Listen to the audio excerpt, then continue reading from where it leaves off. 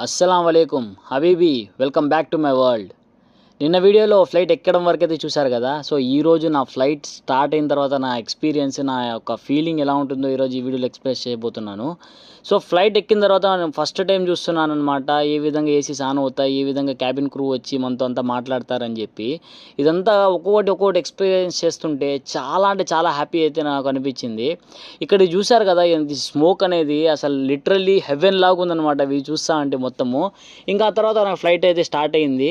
ఇది స్లోగా వెళ్ళేటప్పుడు పెద్దగా అనిపించలేదు, కానీ ఒక్కసారిగా స్పీడ్ పెంచినప్పుడు ఆ స్పీడ్కి మన బాడీ మొత్తం ఇట్లా వెనక్కి వెళ్తుంటే ఆ ఎక్స్పీరియన్స్ వేరే లెవెల్ నిజంగానే. అలా చూస్తూ ఉండగానే పెద్ద పెద్ద బిల్డింగ్స్ అన్నీ కూడా చిన్న చిన్న చీమల్లాగా మారిపోతుంటే అది చూస్తున్నప్పుడు ఎంత ఎంత ఆనందం అంటే అది మామూలుగా చెప్పలేను మాటల్లో.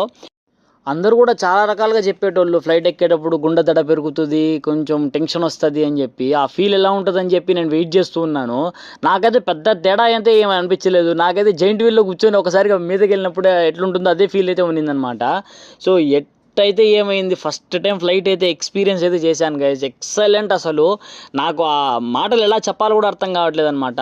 ఫైనల్లీ టేక్ ఆఫ్ అయితే అయిపోయింది, ఇంకా జర్నీ అయితే స్టార్ట్ అయిపోయింది. ఇంకా నెక్స్ట్ వీడియోలో మనకి జర్నీ అప్పుడు మన క్లౌడ్స్ ఏ విధంగా ఉన్నాయి, ఇంకా లాబొరేటరీ ఏ విధంగా ఉంది, ఫ్లైట్స్ ఇవన్నీ కూడా కవర్ చేయబోతున్నాను.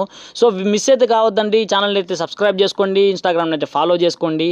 ఇక్కడితో వీడియో ఖలాస్, మళ్ళీ కలుద్దాం. ఎల్లా బాయ్.